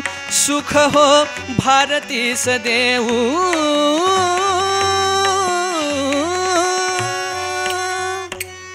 स्वतः सज्ज, स्वतः स्वाधीन, स्वतः बळवंत होऊन आपण भारत मातेला सबळ करू असा विचार केला. आणि 1 वर्षभर पूर्ण व्यायाम व्यवस्थित, अत्यंत चकमकीत त्यांची कांती झाली. हाच पुढे कार्याचा सगळा विस्तार. मोठे होत गेले. केसरी वृत्तपत्र, मराठा या सगळ्यांचं आरंभ त्यांनी केला. आणि सांगण्याचा मुद्दा माझ्या आजच्या कीर्तनाचा म्हणून हा, हळूहळू लोकमान्य संपूर्ण राष्ट्रव्यापी नेतृत्व होऊ लागलं. पण हे सगळं करताना सुद्धा आपल्याशी ज्यांचे मतभेद आहेत ते केवळ मतभेद ठेवून मनभेद न होऊ देणं हा जो त्यांचा स्वभाव आहे ना, तो फार वाखाणण्याजोगा आहे. आता टिळक आगरकर वाद सर्वांना माहिती आहे. ती किती टोकाचा वाद होता. होते ते मित्र पण भांडणं खेळायचे खूप. म्हणजे त्यांच्यात म्हणण्यामध्ये फरक होता. आगरकर म्हणायचे समाज सुधारणा करून आपण स्वातंत्र्य मिळवण्याचा प्रयत्न करू, आणि टिळक म्हणायचे आधी स्वातंत्र्य मिळवू आणि मग समाज सुधारणा. कारण इंग्रजांच्या ओंजळीतून आपण समाज सुधारण्याचा प्रयत्न केला तर फार समाज सुधरेल असं नाही, तो बिघडूनच जाईल. आणि इंग्रजांनी केलं ते वाटोळं कमी नाही आपलं. सगळ्यात मोठं वाटोळ इंग्रजांनी काही जर केलं असेल आपल्या भारताचं तर ती म्हणजे भारताच्या शिक्षण पद्धतीचा ऱ्हास त्यांनी केला. ती बाजूला ठेवली मुद्दामहून. आणि त्यामुळे या ठिकाणचे तरुण, या ठिकाणचे युवक स्वतःतलं तेजच विसरून गेले हो. त्याच कारणामुळे सगळ्या भारतभरामध्ये ज्ञानप्रबोधिनीच्या सारखे गुरुकुल असायला पाहिजेत. तेव्हा कुठे स्वतःच्या संस्कारांची, परंपरेची, वारसेची जाणीव त्या सर्व नवतरुणांना, युवकांना होईल. मला ही गुरुकुल संकल्पना फार आवडली या ठिकाणची. पण सगळं मूळ आपल्या शिक्षण पद्धतीमध्ये, ते समाज सुधारणा वगैरे सगळं नंतर करू म्हणली टिळक, आधी स्वातंत्र्य. कारण इंग्रजांच्या उंजळीतून समाज सुधारणेचा विचार केला तर तो काय फार चांगला होईल असं नाही. आणि स्वातंत्र्य पुन्हा मिळेलच की नाही ही शाश्वती नाही. जेव्हा मेकॉले भारतामध्ये आला आणि त्यांनी आपल्या भारतीय शिक्षण पद्धतीचा अभ्यास केला, तेव्हा तो आपल्या मायबापांना पत्र पाठवतो. काय तो म्हणतो, if you want to rule over India, give them your education within the period of 30 years, all Indians will forget themselves. जर तुम्हाला तुमचं राज्य भारतावरती प्रस्थापित करायचं असेल तर तुम्हाला त्यांची शिक्षण पद्धती बंद करून तुमची शिक्षण पद्धती 30 वर्षापर्यंत द्यावी लागेल, तरच तुम्ही भारतावरती राज्य करू शकता, अन्यथा ते शक्य नाही. एवढी थोर आपली शिक्षण पद्धती होती. पण आज जवळपास 79-80 वर्ष होत आले, इंग्रज भारतातून गेले, पण खऱ्या अर्थाने ते गेले असं म्हणता येत नाही. का? कारण आपण मानसिक गुलामीतच आहोत. स्वाधीन होणं म्हणजे काय? स्वतःच्या अधीन होणं. कुठं स्वतःच्या अधीन आहेत आपण? हा सगळा चिंतनाचा भाग आहे. हो, असतो, जास्त विषय लांबवत नाही, पण असे त्यांच्यातले मतभेद, क्रमामध्ये फरक फक्त. पुढे ते वाद खूप टोकाला गेले वगैरे वगैरे. असं जरी असलं तरी पण आगरकर खूप गरीब होते माहिती आहे. एकच सदरा रात्री घालायचे, दिवसभर घालायचे आणि रात्री तो सदरा धुवायचे, वाळत घालायचे आणि सदरा न घालता तसेच रात्री झोपायचे. म्हणजे तेवढा त्यांच्याकडे एकच सदरा, तोच पुन्हा पुन्हा, इतकी त्यांच्याकडे गरिबी. अशा प्रकारचे दिवस त्यांनी त्यांच्या आयुष्यात काढले. हे टिळकांना पाहवलं नाही.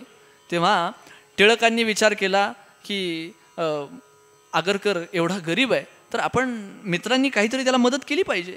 मित्र म्हणाले, तो महास्वाभिमानी माणूस, आपली मदत कशाला घ्यायला गेला.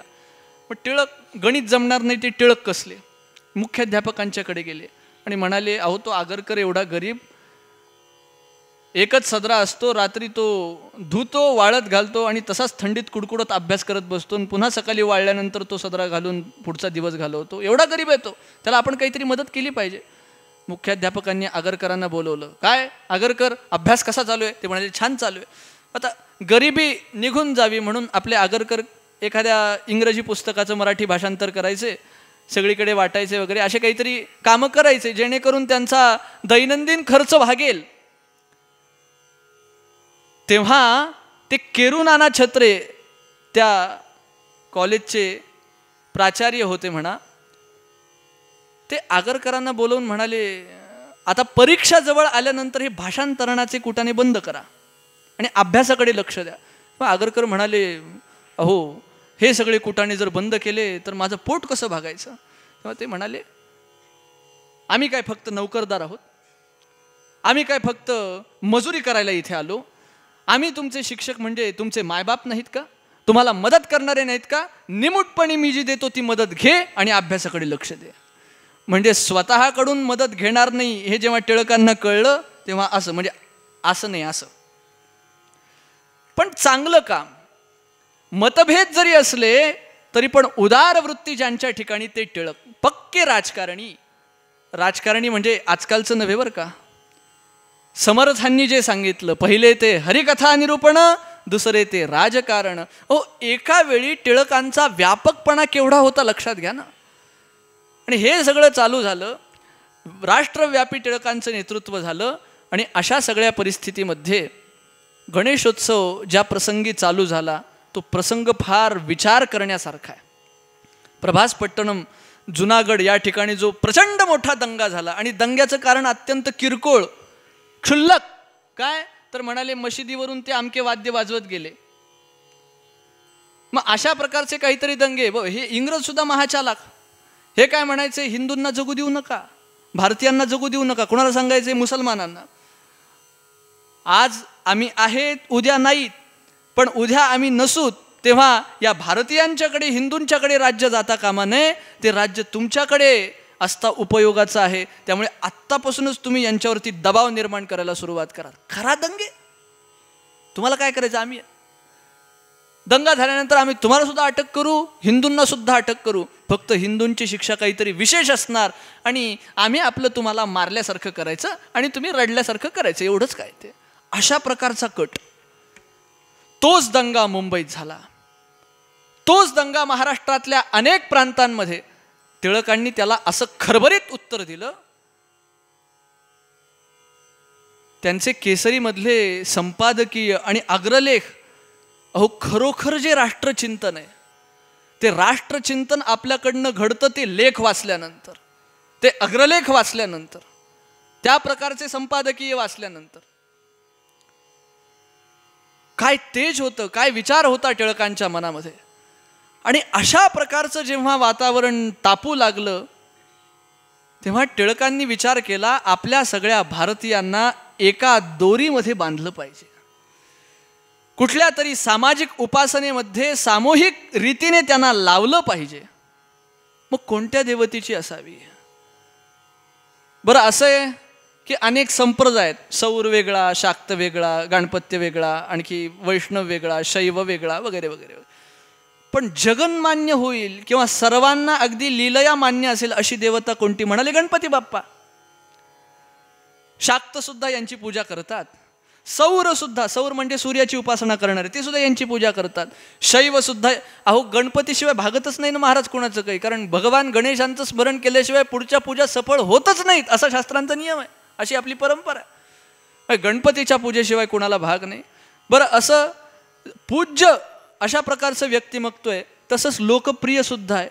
एकतर कधी कधी आपण पूज्य असतो, नाहीतर लोकप्रिय असतो. सगळेच जण लोकप्रिय असतील आणि पूज्य असतील असं नाही. गणपती बाप्पा म्हणजे ग्लॅमर आहे, मागे फेमस आहेत एकदम, आणि असं जनमानसामध्ये एकदम भक्तिभाव त्यांच्याबद्दल. अगदी गायकांच्या मध्ये गेले गाणार, तबलजींच्या मध्ये गेले मस्त तबला वाजवणार, पेटी मास्तरांच्याकडे गेले मस्त पेटी वाजवणार, अगदी मस्तपैकी. आमचे पराग दादा आहेत या ठिकाणी, त्यांनी सगळ्या प्रकारच्या मूर्त्या करून झाल्या असतील आजपर्यंत. किती किती क्षेत्रांच्या मध्ये गणपतीचं कार्य व्यापक आहे. कोणत्या चांगल्या क्षेत्रामध्ये गणपती बाप्पा नाहीत असा प्रश्न आहे. मग अशा प्रकारचं जगन्मान्य नेतृत्व कोणतं? गणपती बाप्पा. चला म्हणे यांची उपासना चालू करू. 1894चं ते साल. आता आधीच्या काळी काय असायचं, भविष्यात तर बरेच दंगे पेटले हो, पण हिंदूंचा स्वभाव कसा आहे माहिती आहे का? पहिल्यापासून स्वतःहून कुणावरती वार करणार नाही, तो आपला जन्मजात स्वभाव नाहीच. अगदी जर दुसऱ्याने वार केला तर आत्मसंरक्षण करावं लागेल की नाही. पण पूर्वी कसं, ह्यांनी त्याच्या उत्सवाला जायचं, त्यांनी ह्याच्या उत्सवाला यायचं वगैरे सगळ्या गोष्टी. पण अहो अगदी सणवार जरी साजरी करायचं झालं तरी पण दंगे पेटायला. आम्हाला गणपती पूजन करता येत नाही, आम्हाला नवरात्र करता येत नाही, दिवाळी करता येत नाही, आणखी हनुमान जयंती करता येत नाही, राम जन्मोत्सव करता येत नाही. प्रत्येक काही गोष्ट झाली दंगा, काहीतरी खुसपट, काहीतरी खुसपट. अशा प्रकारचे. अहो एकदा तर भगवान पांडुरंगांच्या भेटीला जाणारे भगवान ज्ञानेश्वर माऊली, त्यांच्या दिंडीमध्ये यांनी आड आणली. आणि एवढं सगळं भीषण वातावरण लोकमान्यांनी पाहिलं. मग ते मारायला आले म्हणजे आपण गप्प बसायचं? आत्मसंरक्षण नावाची गोष्ट असते का नाही काय? मग ते मारायला आले की आपण हे असं कुठपर्यंत चालू राहणार? जोपर्यंत मनुष्य आत्मसंरक्षणाकरिता सज्ज होत नाही तोपर्यंत अहो जीवन तरी कसं जगेल मला सांगा ना. तावत भयाद्य भेतव्यम यावत भयमनागतम आगतंतु भयन्वीक्ष नरः कुर्यात यथोचितम. टिळकांनी सांगितलं, अशा प्रकारचे दंगे उमडले तर आधी शस्त्र हातात घेऊन रणांगणामध्ये चालते व्हा. टिकाल तर वाचाल, तर भारत देश टिकेल, तर तुमचे पोरपोरी टिकतील. अन्यथा काय? आपलं एका गालात मारलं की निमूटपणे दुसरा गाल पुढे. ह्यांनी देश तरलेला नाही सांगतो. सगळ्यात भारताचं नुकसान केलं या वाक्याने. दे दी हमें आझादी बिना खडगन बिना ढाल. काय अहो स्वातंत्र्यवीर, अनेक क्रांतिकारक यांनी आपलं रक्त सांडलं, प्राणार्पण केलं, बलिदान दिलं, तेव्हा कुठे हा देश स्वतंत्र झाला. त्यांचं प्राणार्पण, त्यांचं बलिदान या देशामध्ये झालं, त्यामुळे आपण सुखी आहोत. लक्षात घ्या, सशस्त्र क्रांतीशिवाय पर्याय नसतो. आणि भगवान गणेशांच्या हातामध्ये जर तबला असेल, संवादिनी असेल, तंबोरा असेल, ते गायनाची साधना करीत असतील तर एका हातामध्ये परशु आहे, एका हातामध्ये हस्तिदंत आहे, एका हातामध्ये अंकुश आहे. आणि हीच आमची परंपरा आहे. भगवान विष्णूंच्या हातामध्ये सुदर्शन चक्र नसतं, जग टिकलं असतं. रामचंद्रांच्या हातामध्ये धनुष्यबाण नसता तर रामायण झालं असतं, जग टिकलं असतं. भगवान कृष्णांनी जर हातामध्ये सुदर्शन चक्र घेतलं नसतं तर विश्वाचा उद्धार झाला असता. भगवान मारुतीरायांनी गदा हातामध्ये घेतली नसती तर संकटांचं निवारण झालं असतं. सशस्त्र क्रांती करावीच लागते, त्याला पर्याय नाही. आणि हे असे जहाल जहाल जहाल जहाल होत गेले म्हणून त्यांना आपलं त्या काँग्रेसमधून बाजूला काढायला सुरुवात केली, लोकमान्य टिळकांना बरं का. पण अत्यंत एकनिष्ठ, आपल्या मतावरती ठाम असणारे हे लोकमान्य टिळक, असा कुठला तरी आदर्श आपण प्रस्थापित करूया. आणि म्हणून सार्वजनिक गणेशोत्सव आरंभीला विंचुरकरांच्या वाड्यामध्ये पुण्यामध्ये. आणि तो सार्वजनिक गणेशोत्सव त्याला एवढं राष्ट्रव्यापी स्वरूप प्राप्त झालं, सर्वजण आनंदाने भगवत भजन करू लागले. मुदा करात मोदकम सदा विमुक्ती साधकम कलाधरावतंसकम विलासी लोकरक्षकम अनायकैकनायकम विनाशिते भदैत्यकम नताशुभाशुनाशकम नमामि तं विनायकम. जय गणेश जय गणेश जय गणेश पाहि मां. जय गणेश जय गणेश जय गणेश जय गणेश रक्ष मां.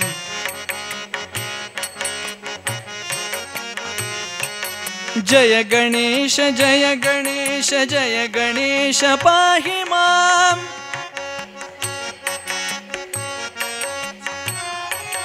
जय गणेश जय गणेश जय गणेश रक्ष मां.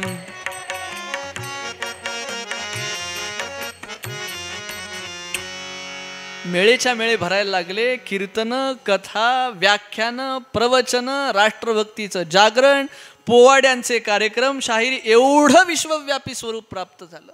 आणि याला आणखी सुद्धा तेज प्राप्त केव्हा झालं, जेव्हा 1896 मध्ये रायगडावरती शिवजयंती उत्सव साजरा करायला सुरुवात केली. ती आपल्या राष्ट्राची प्रेरणा आहे हो. छत्रपती शिवाजी महाराजांच्या शिवाय आपलं राष्ट्र पूर्ण होऊ शकत नाही. स्वामी विवेकानंदांना विचारलं, छत्रपती शिवाजी महाराज काय वर्णन कराल तुम्ही त्यांचं? तेव्हा त्यांनी सांगितलं, प्रभू रामचंद्र आणि भगवान श्रीकृष्ण यांच्यातल्या सर्व गुणांचं एकत्रीकरण कराल आणि ते गुण जर कोणाच्या ठिकाणी तुम्हाला पाहायचे असतील तर छत्रपती शिवाजी महाराजांच्याकडे पहा.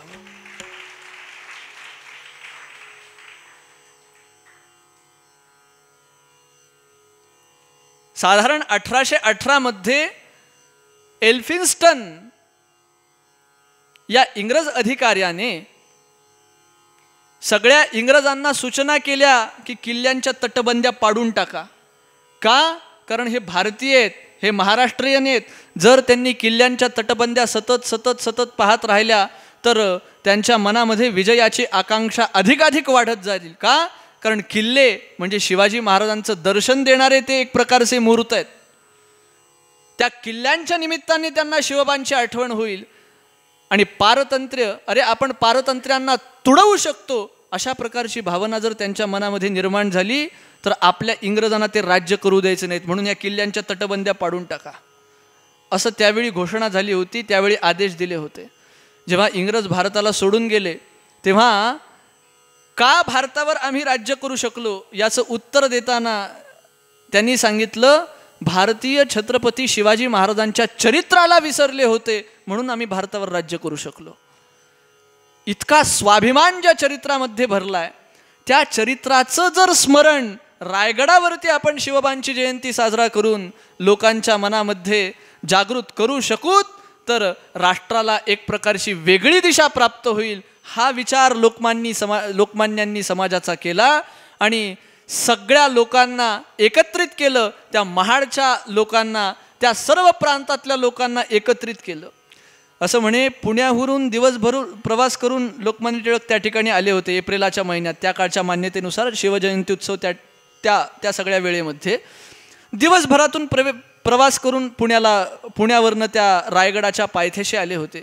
त्याकाळी तो रायगड असा सगळा गवतांनी भरलेला, असा काही फार स्वच्छ नव्हता. अवस्था विचित्र झाली होती.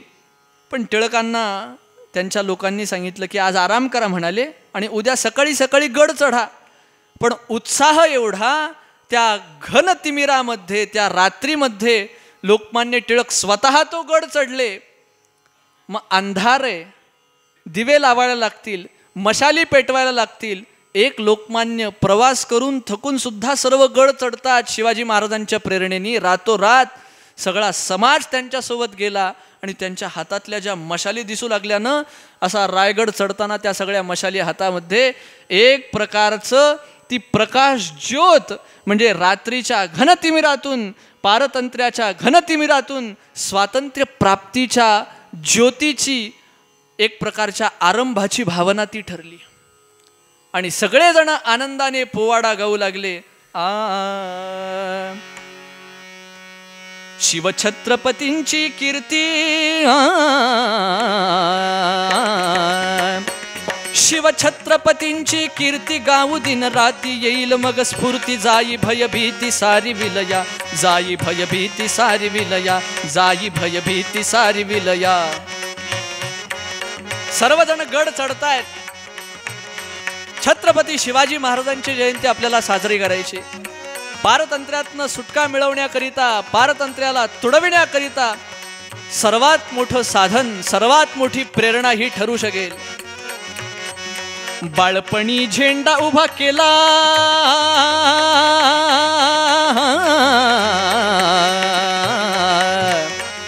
बाळपणी झेंडा उभा केला, मावळा जमविला, धन्य जगी झाला, धन्य जगी झाला, धन्य जगी झाला जी, धन्य जगी झाला जी जी. बाल शिवबानी रोहिडेश्वराच्या डोंगरावरती शपथ घेतली, या राष्ट्राला स्वतंत्र करेल. त्याप्रमाणे बाळ गंगाधर टिळकांनी सर्व समाजाला एकत्रित केलं आणि रायगडावरती भारत मातेला स्वतंत्र करीन याकरिता छत्रपती शिवाजी महाराजांच्या जयंतीकरिता ते सज्ज झाले. तो प्रसंग लोकमान्यांच्या स्मरणामध्ये असावा. जेव्हा रोहिडेश्वराच्या डोंगरावरती सर्व मावळे जमलेत, रोहिड्याच्या डोंगरावर, रोहिड्याच्या डोंगरावर जमले रणधीर करण्या निर्धारण, बेडी हिंदूची पार करण्या, बेडी हिंदूची पार करण्या. धन्य धन्य दिवस तो आला,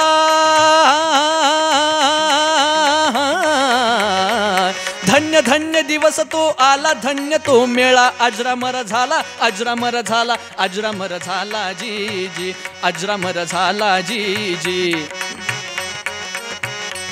रोहिडेश सांब साक्षीला ठेवून त्या वेळा बोलला शिवबाळ साऱ्या लोकाला, का जमलो आपण या वेळा, का जमलो आपण या वेळा, का जमलो आपण या वेळा, जमलो या स्थळा, सांगतो तुम्हाला, सांगतो तुम्हाला, सांगतो तुम्हाला जी, सांगतो तुम्हाला जी जी जी. बाल शिवबा सर्व मावळ्यांना विचारतायत, घरदार लुटलं चोरानं, हैराण केलं जुलमानं, घरदार लुटलं चोरानं, हैराण केलं जुलमानं. हर घडी गायीची मान, किती कटती नाही त्या मान, जरा राखलं नाही गायीला, धिक्कार तुमच्या जगण्याला, जरा राखलं नाही गायीला, धिक्कार तुमच्या जगण्याला, जरा राखलं नाही भगव्याला, थू थू रे तुमच्या जिंदगीला. हिंदवी स्वराज्य करण्याचा आज आम्ही निश्चय केला, हिंदवी स्वराज्य करण्याचा आज आम्ही निश्चय केला. काय भीताय तुम्ही मरणाला, काय भीताय तुम्ही मरणाला, आज नाही उद्या तर घाव मरणाचा आला, मरणाचा आला, मरणाचा आला जी जी जी. तुम्ही तुरुंगाला भीताय, अरे छे, काय भीताय तुम्ही तुरुंगाला, काय भीताय तुम्ही तुरुंगाला. देश सारा तुरुंगच झाला, नरक बुज बुजला, नरक बुज बुजला, नरक बुज बुजला जी जी, नरक बुज बुजला जी जी जी. नरकातले किडे नरकात करती मौजेला, नरकातले किडे नरकात करती मौजेला, का तुम्ही तसे हो झाला. छे माणूस म्हणते तुम्हाला, सांबाच्या शिवारे पिंडीला, पिंडी भोवती जमला मावळा, सांबाच्या शिवारे पिंडीला, पिंडी भोवती जमला मावळा. कट्यारीनं त्याच वेळेला भोसकला आपल्या हाताला, रक्ताच्या धारेनं महादेव भिजविला जी जी जी, रक्ताच्या धारेनं शिवशंकर भिजविला जी जी जी, रक्ताच्या धारेनं रोहिडेश्वर भिजविला जी जी जी, धन्य धन्य रोहिडान धन्य दिवस तो आला जी जी, धन्य तो झाला जी जी, धन्य तो केला जी जी जी जी जी जी, जिजिर जी जी, जिजिर जी जी, जिजिर जी। छत्रपती शिवाजी महाराज ही प्रेरणा अंतःकरणामध्ये लोकमान्यांनी घेतली आणि शिवजयंती साजरी केली। हे दोन महत्त्वाचे लोकमान्यांचे कार्य विश्वव्यापी ठरले, पण आज फार अंतर्मुख होऊन या दोन उत्सवांकडे आपल्याला पाहावं लागेल।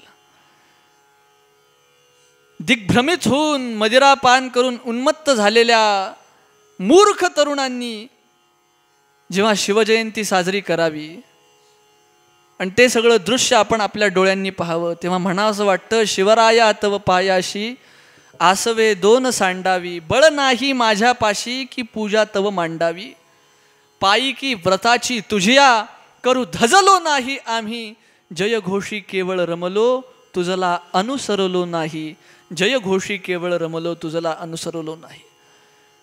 श्रोते हो, तरुणांनो, ही अंतर्मुख होण्याची वेळ आहे।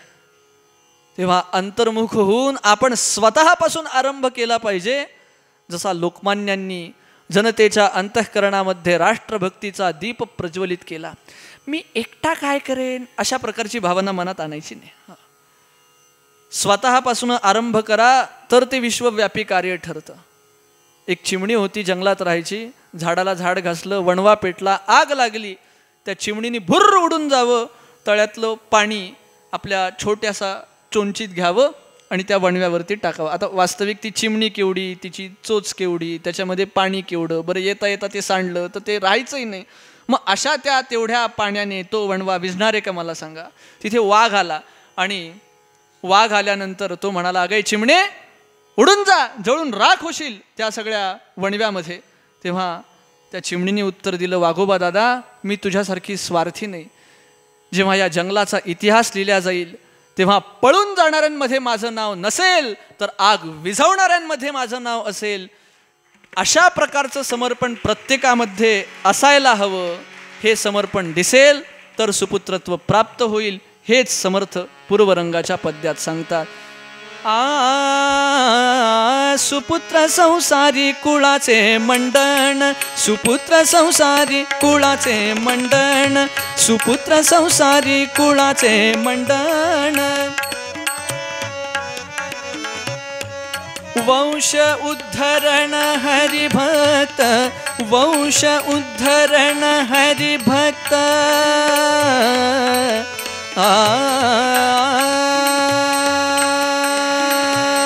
भक्त तरे तारी 42 कुळे, जयाचे निमुळे जगदुद्धार, जयाचे निमुळे जगदुद्धार,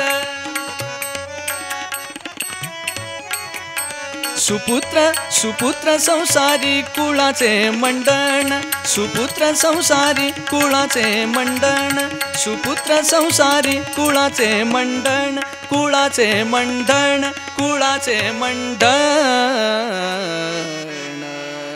पंढरीनाथ भगवान की। सर्वांनी मागणं मागूया, सदा सर्वदा योग तुझा घडावा, तुझे कारणी देह माझा पडावा, उपेक्षू नको गुणवंता अनंता, रघुनायका मागणे हेची आता, उपासनेला दृढ चालवावे, भूदेव संतांसी सदा नमावे, सत्कर्मयोगे वय घालवावे, सर्वामुखी मंगल बोलवावे। जय जय रघुवीर समर्थ भारत माता की। मंगलमूर्ती मंगलमूर्ती।